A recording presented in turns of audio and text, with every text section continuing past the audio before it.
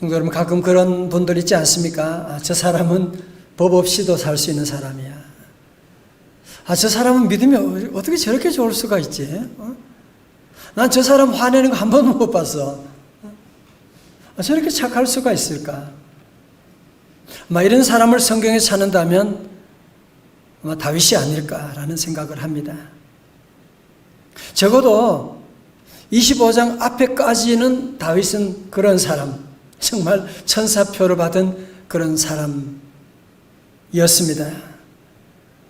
오늘 말씀 바로 앞장 24장에 보면 사울이 다윗을 죽이려고 군사 3,000명을 동원해가지고 미쳤죠. 그렇지만 엔게디까지 찾아왔는데 도리어 다윗에게 사울 왕을 죽일 수 있는 절호의 기회가 온 거예요. 그럼에도 불구하고 다윗은 뭐라고요? 내가 어찌 여호와께 기름 부음 받은 자를 내가 헤아리요? 그러면서 사울 왕에게 존경과 사랑으로 대하니까 사울 왕이 너무 감동을 받아서 눈물을 흘리면서 회개하고 그런 얘기가 바로 앞에 있었거든요. 자, 그런데 오늘 25장에 와서는 지금까지 다윗의 모습과는 전혀 다른 모습을 보게 되는데요. 여러분, 특별히 지난주에 말씀드렸던 사무엘상 1장에서 한나가 서원 기도해서 사무엘을 낳았잖아요. 이제 세월이 117년이 지나가지고 오늘 본문에서는 1절에서 사무엘의 죽음에서부터 시작되고 있습니다. 자, 25장 1절 말씀 우리 다 같이 한번 읽어요. 시작. 사무엘이 죽음에 온 이스라엘 무리가 모여 그를 두고 슬피 울며 라마 그의 집에서 그를 장사한지라. 다윗이 일어나 바란 광야로 내려가니라. 아멘. 예, 여러분, 사무엘은 이스라엘의 마지막 사사이고 특별히 다윗에게는 그가 왕으로 기름 부어준 분이잖아요. 그죠? 다시 말해서 그에게는 영적인 멘토고 영적인 아버지와 같은 분이셨거든요. 그런데 그분이 돌아가셨다고 하는 것은 다윗에게는 엄청난 충격이죠. 이제 나의 영적인 멘토가 사라졌다. 영적인 아버지가 돌아가셨다. 아니, 아직 내가 왕 되기 전에 왕이 될 때까지 지켜보시고 기도해 주셔야 되는데 이렇게 먼저 돌아가시면 어떻게 해요? 다윗에게 엄청난 영적인 위기가 찾아왔고 이제 사무엘 선지자마저 돌아가신 다음에 사울 왕이 이제는 얼마나 그전보다 더 다윗을 죽이려고 날뛰지 않겠습니까? 자, 그래서 다윗은 장례식에 참석도 못하고 엔게디에서 더 남쪽으로 이제 바란 광야로 사울 왕을 피해서 멀리 내려가게 되었습니다. 자, 이런 영적인 위기 가운데에서 다윗을 따라다니는 남자 장정들만 한 600명이 된다 그러잖아요. 그러니 여러분, 그 식솔들 다 합하면 얼마나 많은 숫자예요. 그죠? 이 많은 사람들을 먹인다고 하는 것이 보통 어려운 일이 아닌데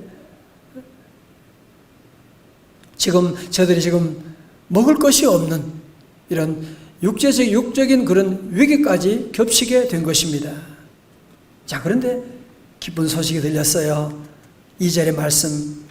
마온에 한 사람이 있는데 그의 생업이 갈멜에 있고 심히 부하여 양이 3,000마리요 염소가 1,000마리이므로 그가 갈멜에서 그의 양털을 깎고 있었으니. 오늘 성경은 먼저 이 사람 이름도 얘기하지 않고 먼저 그의 재산을 얘기하고 있는, 그러니까 이 사람은 돈은 많았지만 사람은 별 볼일 없는, 형편없는 그런 사람이라고 하는 것을 먼저 암시하고 있거든요. 근데 그 이름은 나발이라고 하는 사람인데 갈멜 지방의 재벌이에요. 오늘 여기서 보면 양이 3,000마리라고 했는데 제가 욥이 양이 얼마였나 보니까 욥은 양이 7,000마리였더라고요.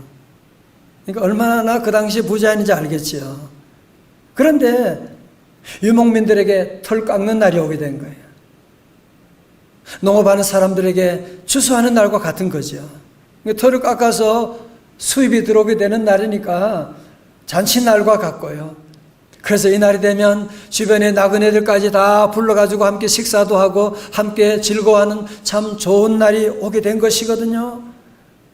자, 그런데 오늘 3절에서 나발이라고 하는 사람을 이렇게 소개하고 있습니다.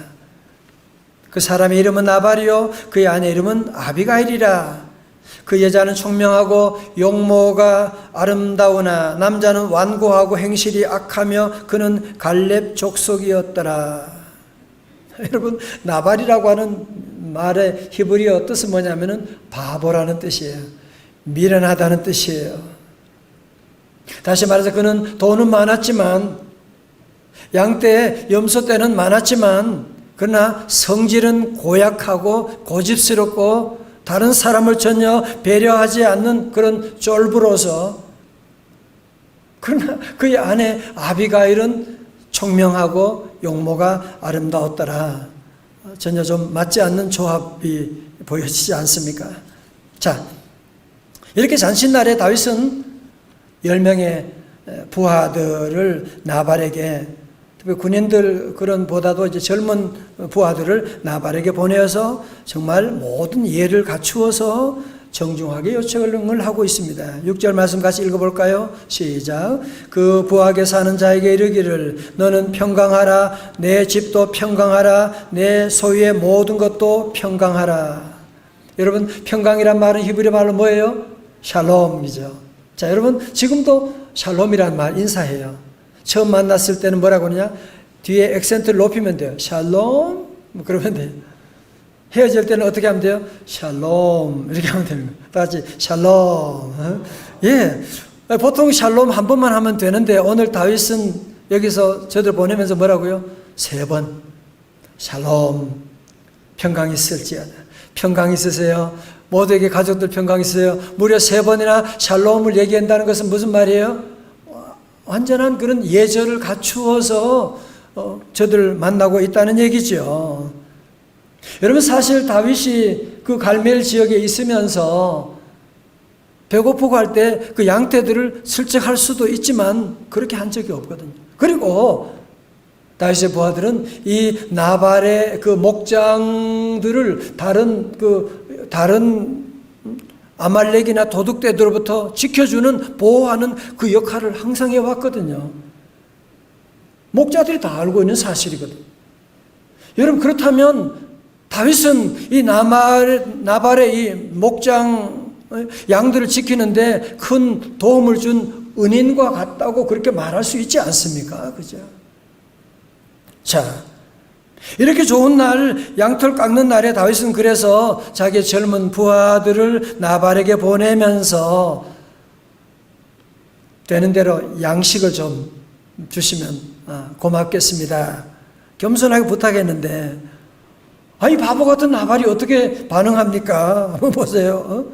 여러분, 10절에 보면 다윗에 대해서 인신공격을 하고 시작하는 거야.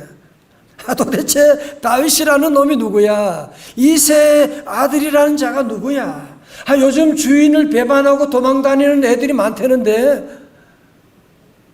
아니 여러분, 나발이 골리앗과 싸워 승리한 이 다윗이라는 사람 몰랐겠어요? 다 알고 있었죠. 다 알고 있었죠. 그럼에도 불구하고 다윗을 주인을 배반하고 돌아다니는 그런 도적죄처럼 그렇게 취급하고 그렇게 함부로 욕하는, 완전히 다윗을 개무시하고 있는 거죠. 그러면서 11절에서 나발이 계속 나불나불 대는데 한번 보세요. 11절에 내가 어찌 내 떡과 물과 내 양털 깎는 자를 위하여 잡은 고기를 가져다가 어디서 왔는지도 알지 못하는 자들에게 주겠느냐 한지라.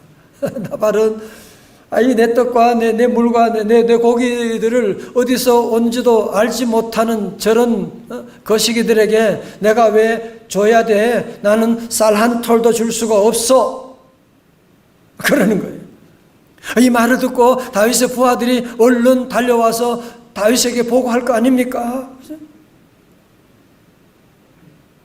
여러분, 사실 다윗은 지금까지 사울이 그렇게 그렇게 몹살게 하고 그렇게 죽이려고 해도 그렇게 잘 참던 사람인데 오늘 25장에서는 욱 하고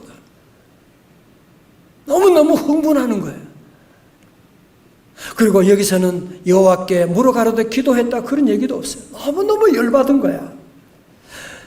어떻게 저것이 나를, 그래도 내가 자기 왕이 될 사람인데, 임금이 될 사람인데, 자, 너무너무 열받아서 13절, 여러분도 한번 열받았다 생각하면 읽어봐요. 시작. 다시 자기 사람들에게 이르되 너희는 각기 칼을 차라 하니 각기 칼을 차매 다윗도 자기 칼을 차고 400명 가량은 데리고 올라가고 200명은 소유물 곁에 있게 하니라. 22절도 보세요. 22절 시작. 내가 그에게 속한 모든 남자 가운데 한 사람이라도 아침까지 남겨두면 하나님은 다윗에게 벌을 내리시고 또 내리시기를 원하노라 하였더라. 아멘. 여러분, 지금 다윗은 이 나발이 한 말에 너무너무 화가, 이 아니 꼽고 더럽고 치사하고 유치하고 저런, 지금까지 사울의 그런 위협에는 그렇게 잘 참았지만 저것들마저 나를 무시하고, 여러분 사실 이 나발하고 가족들만 죽이겠다고 한다면 군사 5명 10명만 데려만 가면 되잖아요. 400명을 데려가는 거야. 다 칼을 차게 하고 가는 거야. 무슨 얘기하는 거예요? 지금 다윗이 지금 너무너무 지금 흥분한 상태로 그 집안의 모든 가족들뿐 아니라 종들뿐 아니라 그냥 다 처리해 버리겠다 하고 지금 나가게 되는. 아니 지금까지 사울 앞에서는 그렇게 잘 참던 사람인데요, 한순간에 욱하고 일어나게 되고 더 이상 참지 못하게 되는, 아무것도 아닌 이 나발 같은 사람에게 지금 넘어질 지경에 놓이게 되는. 나중에 보면 이런 살인하게 되는 것은 피하게 되지만 오늘 이 장면 보면 너무 다윗같지 않는, 아니 어쩌면 사울과 같은 그런 모습을 우리가 여기서 보지 않습니까? 사는 성도 여러분, 저를 보세요. 우리도 그럴 때 있잖아요. 저렇게 사람 너무 좋아. 그런데 화가 나면 물불을 가리지 않고, 우리도 그럴 때가 있잖아. 지금 다윗이 바로 그런 지경에 나와 있는. 여러분, 헤라클레스 효과라고 들어보셨나요? 헤라클레스는 고대 그리스 신화에 나오는 아주 힘센 영웅인데 어느 날 길을 가다가 발에 뭐가 딱 걸린다 보니까 무슨 보따리가 하나 발에 턱 걸리는 거예요. 뭐야? 밟았더니만 이 보따리가 2배로 커지게 되는 거야. 뭐야 이거? 화가 나서 그냥 발로 뻥 차버렸더니만 그 보따리가 점점 커지더니만 자기 앞을 완전히 막아버리게 되는. 그때 한 성자가 다가와 헤라클레스에게 말했대요. 자네가 발로 찬 이 물건은 분노의 자루네. 자네가 분노하면 할수록 이 물건은 점점 커질 것이고 반대로 더 이상 상대하지 않는다면 그것은 처음처럼 작아질 것이네. 정말 우리 귀담아 들어야 될 말 아니에요? 그죠? 여러분, 지난주 말씀드렸던 한나, 분이나 때문에 자기를 그렇게 욕하고 무시하고 너무 화가 났어요. 그래서 머리채 잡고 붙잡고 싸우게 되면, 그러면 어떻게 돼? 그 집안이 뭐가 되겠어요? 지옥이 되어버리고 말겠죠. 그러면 절대로 사무엘이 태어나올 수가 없는 거야. 오늘 본문에도 다윗이 너무너무 화가 났어요. 그래서 정말 자기 말대로 부하 400명 칼을 찬 부하들을 데리고 가서 나발과 그의 아내와 그의 가족을 다 죽이고 종들을 다 죽이고, 그랬다면 화는 풀렸다고, 잠깐 풀렸는지 모르겠지만, 여러분, 하나님께서 그렇게 자기 자신도 절제하지 못하고 자기의 동족을 화났다고 다 죽여버리는 그런 사람을 이스라엘 왕으로 세우시겠습니까? 그렇게 했다면 그가 지난 10년 동안 쌓아왔던 공든탑은 한순간에 다 무너져버리고 말지 않았겠습니까? 그래서 우리 성도들은 분노를 잘 조절할 줄 알아야 돼요. 여러분, 저를 가보세요. 여러분, 화라고 하는 단어의 의미를 알고 계시나요? 화라고 하는 한자말 여러분이 알고 계시나요? 보여드리겠습니다.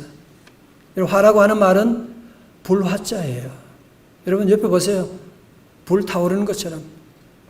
여러분, 한자말 다시 보세요. 사람 인자잖아요. 사람 인자에 뭐예요? 불덩이가 떨어지게 된 거예요. 불덩이가 떨어진 거예요. 자, 그러니까 내가 화낸다, 화가 난다, 그 얘기 뭐예요? 내게 불이 붙어진 거야. 그러면 내 오장육부가 지금 타오르지 않겠어요? 그죠? 여러분, 그래서 화가 나게 되면 맥박이 뛰고 심장이 벌렁벌렁 거리게 되고 목이 뒤가 뻐근하게 되고 가슴이 답답하게 되고, 지금 여러분이 화낸다는 것은 지금 내 몸에 불이 붙어서 그런 거예요, 지금. 가끔 나에게 화가 난다. 마찬가지예요. 여러분, 그 화를 자녀들에게 쏟아놓게 되면 아무것도 아닌 거지만, 여러분, 그냥 성냥 한 깹이 조그마한 불이지만 그 불이 떨어지게 되면 어떻게 돼요? 그 자녀들에게, 사랑하는 아내에게 그냥 말 한마디, 그냥 화낸 것밖에 없는데 그 불이 아내와 아이들을, 남편을 그냥 활활 타오르게만, 모두가 막 흥분하게 되는 거야. 그래서 집안이 잿더미로 변해버리게 되는 그런 일들이 일어날 수밖에 없는 것이거든요. 야고보 3장 6절에 말씀합니다. 혀는 곧 불이요 불의 이 세계라. 혀는 우리 지체 중에서 온 몸을 더럽히고 삶의 수레바퀴를 불사르나니 그 사라는 것이 지옥 불에서 나느니라고 했거든요.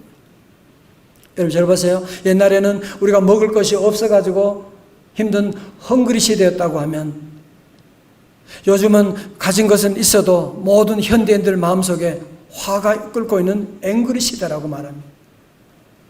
전문가들 말하기를 우리 한국 사람들 가운데 적어도 10명 가운데 1명은 분노 조절 장애를 겪고 있다고 하는.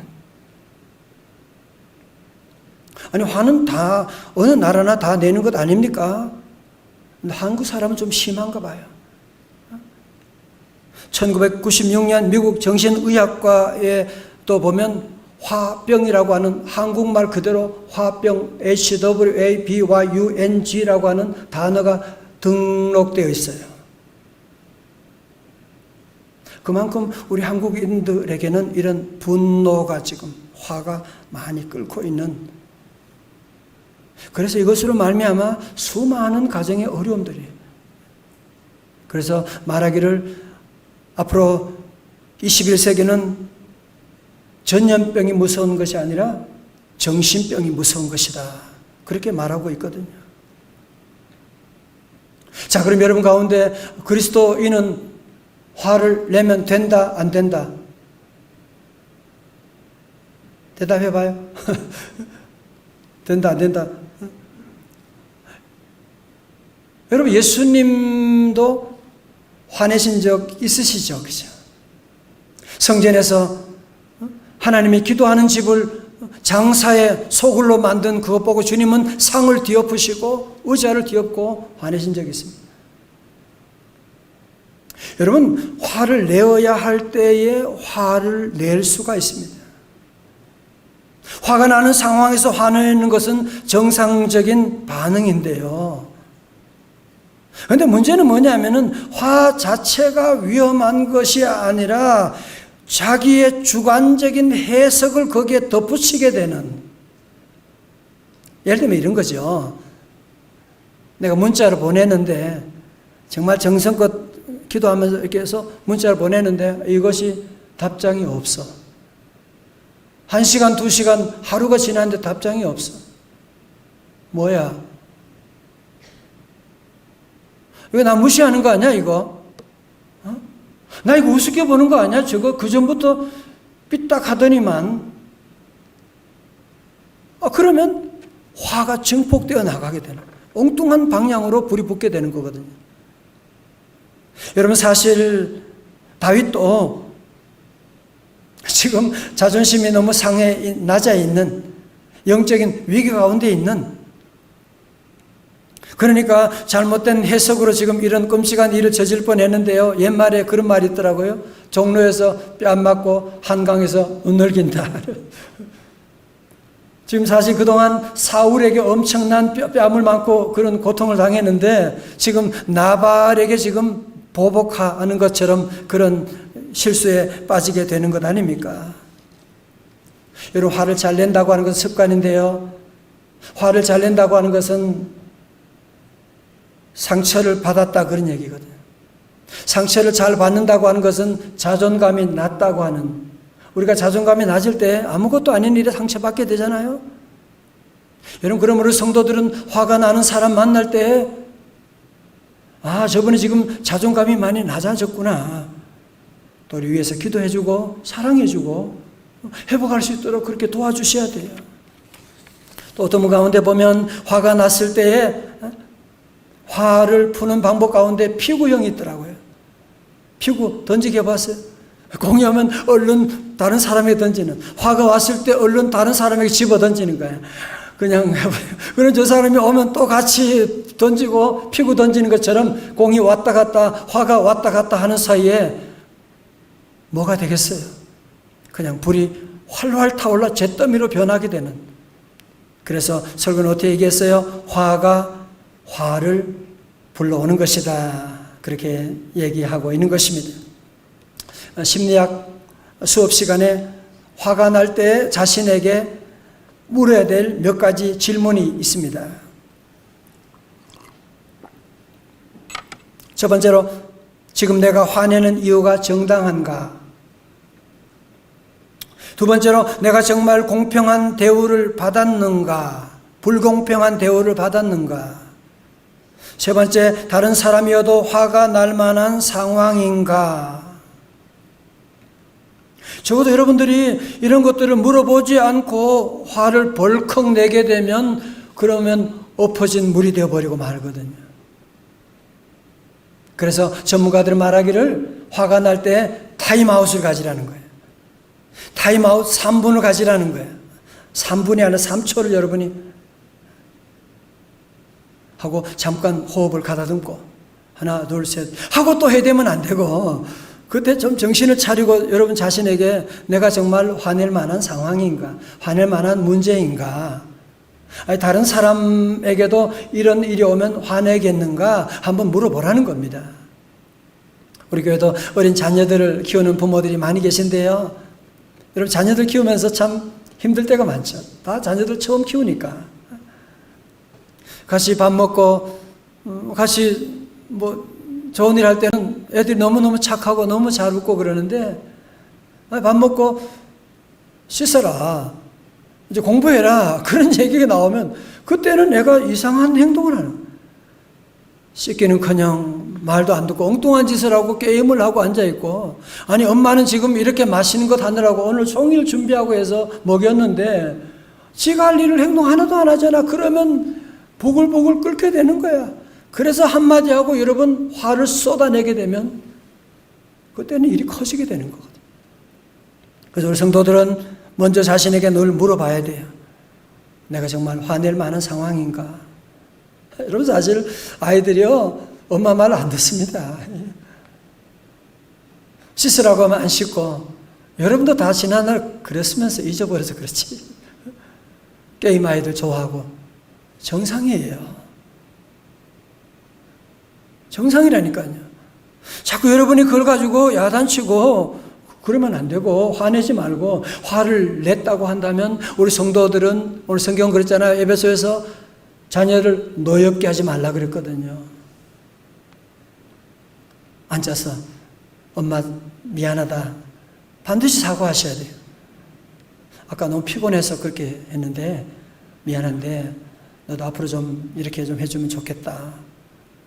그렇게 얘기를 하고, 엎어진 물이지만 여러분이 그렇게라도 푸셔야 돼요. 제가 얘기를 들어보면, 한의사들 얘기 들어보면 어린 아이들에게 화병이 그렇게 많대요. 너무 그 얘기 듣고 너무 가슴이 아팠어요. 화병이 많아요. 아이들인데도.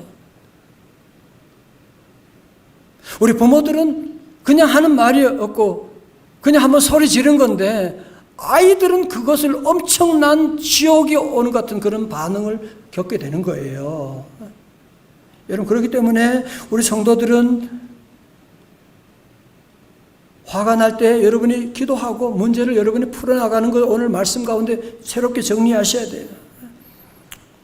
자, 분노에 대한 성경 몇 구절 한번 같이 찾아보겠어요? 잠언 29장 22절에 노하는 자는 다툼을 일으키고 성내는 자는 범죄함이 많으니라. 화가 그냥 화가 아니에요. 그 불나게 되면 그 뒤에 범죄함이, 사고가, 살인이 따라오는 거예요. 잠언 12장 16절 다 같이요. 시작. 미련한 자는 당장 분노를 나타내거니와 슬기로운 자는 수욕을 참느니라. 아멘. 화날 때 여러분 얼굴에 표시하지 말아요. 주님 생각하고 십자가 생각하고 참고. 자, 세 번째로 야고보 1장 19절 보니까 119더라고요. 요절 말씀인데요. 여러분 119 다 기억하셔야 돼요. 시작. 내 사랑하는 형제들아 너희가 알지니 사람마다 듣기는 속히 하고 말하기는 더디하며 성내기도 더디하라. 왜 그래요? 20절에 사람이 성내는 것이 하나님의 의를 이루지 못함이라. 아멘. 에베소 4장 26절에서는 분을 내어도 죄를 짓지 말며 해가 지도록 분을 품지 말고. 어떤 사람은 겉으로 화를 표현은 안 하는 것 같은데 속에 분을 품고 있는 사람 또 위험해요. 왜? 지금 내 속에 불을 품고 있으니까 더 위험하지. 가만히 있고 얘기 안 하는 것 같은데 어느 날 뻥 터지게 되는. 그러지 말아요. 왜? 그 다음 주에 뭐라고요? 마귀에게 틈을 주지 말라 그랬어요. 여러분 화를 내면 마귀가 옆에서 혼수 드는 거 아세요? 그래, 네가 참으면 안 돼. 넌 너무 지금 불공평한 대우를 받고 있는 거예요. 그래, 잘한다 잘한다. 마귀가 지금 박수치고 있는 걸 여러분이 거기에 넘어가면 마귀의 종이 되어버린 걸 여러분이 아셔야 돼요. 자, 말씀을 정리하면서 사랑하는 성도 여러분, 오늘 말씀 보면서 어때요?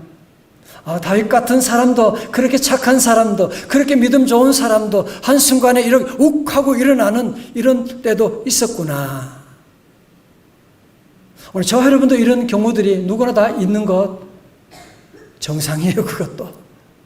그러나 우리 성도들이 늘 나도 어쩌다가 이런 끔찍한 대형 사고를 칠 수 있는 잠재력을 가진 사람이라고 하는 사실을 우리 모두는 인정하고 우리의 삶 가운데도 최악의 상황이 올 때가 있잖아요. 그때도 우리는 최선의 선택을 하려면 어떻게 해야 되느냐? 첫 번째로 철저히 자신을 불신하고 자신을 믿지 말고 오직 우리는 하나님을 믿으셔야 돼요.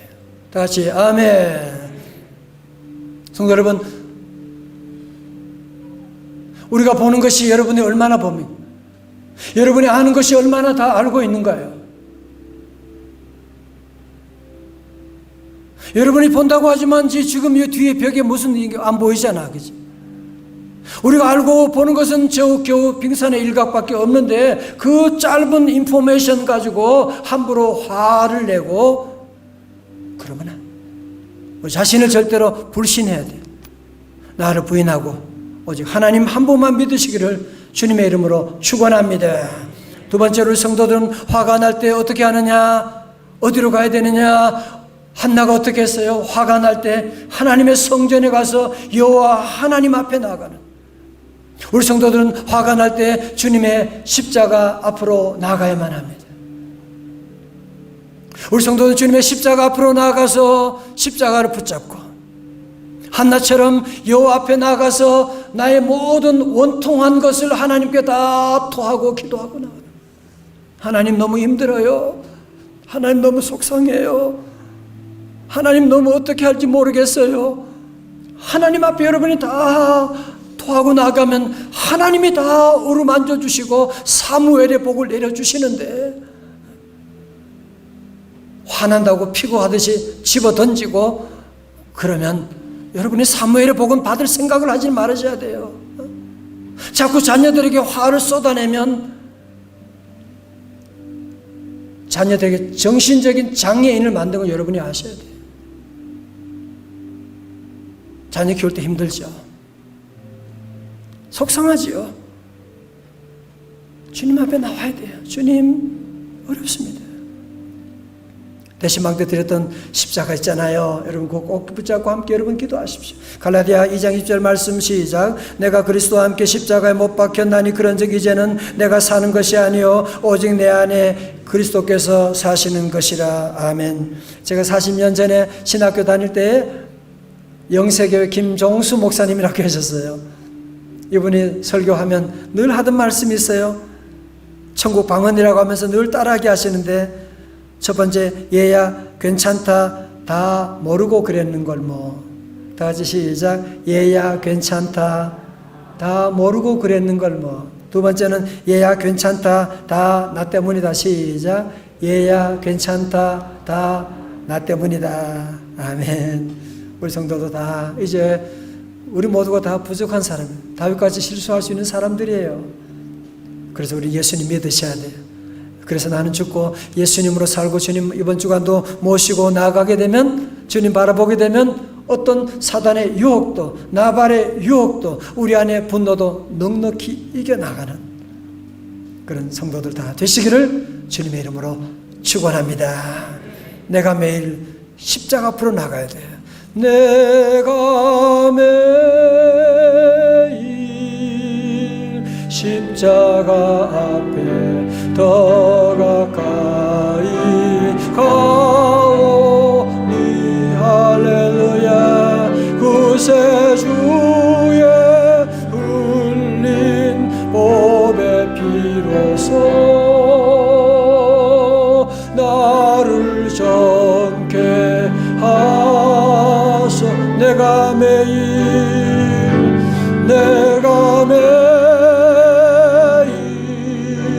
십자가 앞에 더 가까이 가오니 할렐루야. 구세주의 흘린 보배 피로써 나를 정케 하소서. 다 일어나셔서 예수 어린 양 함께 찬양하시겠습니다. 예수 어린 양 존귀한 이름 함께 찬양합니다. 약할 때 강함 주시는 주님이십니다.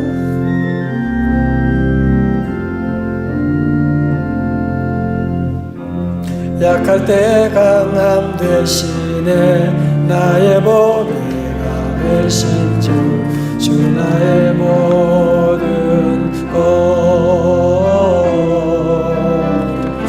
주 안에 있는 보물을 나는 포기할 수 없네. 주 나의 모든 것. 예수 어린 양 예수 어린 양 존귀한 이름 할렐루야. 예수 어린 양 존귀한 이름. 십자가 죄사하셨네. 십자가 죄사하셨네. 주님의 이름 찬양해. 주 나의 모든 것. 쓰러진 나를 세우고 나의 모든 것.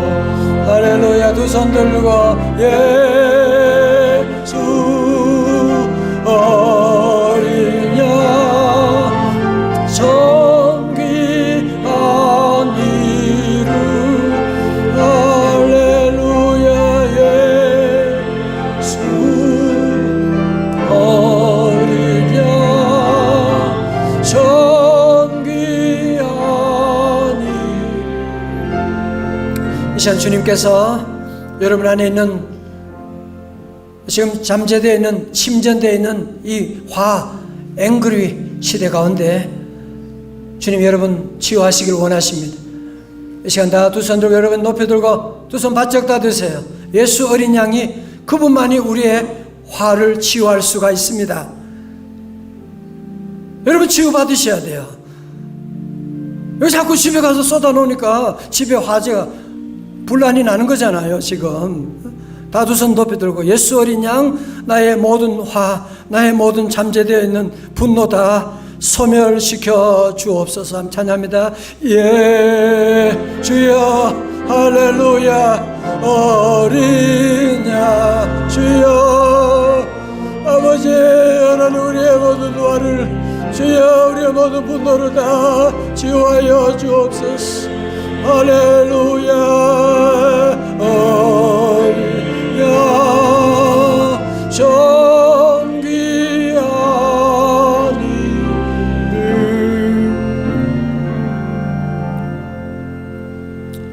하나님 아버지, 화내면 안 되는 줄 알지만 자꾸 화가 나고 사랑하는 사람에게 함부로 화를 쏟아내고 마귀의 종로를 탈 때가 너무 많은 저희들, 잘하다가도 욱하고 상처를 줄 때가 많은 저희들 아버지 앞에 나왔습니다. 아버지 하나님 고쳐주옵소서. 주여 성령 하나님이 시간 오셔서 우리의 상한 마음 치유하여 주시고 우리 안에 지금 쌓여있는 모든 분노가 나사렛 예수 이름으로 다 녹아질지어다. 할렐루야. 다시 감사와 사랑으로 다 회복되어 나가는 성도들 되게 하여 주시옵소서. 예수님 이름으로 기도드리옵나이다. 아멘.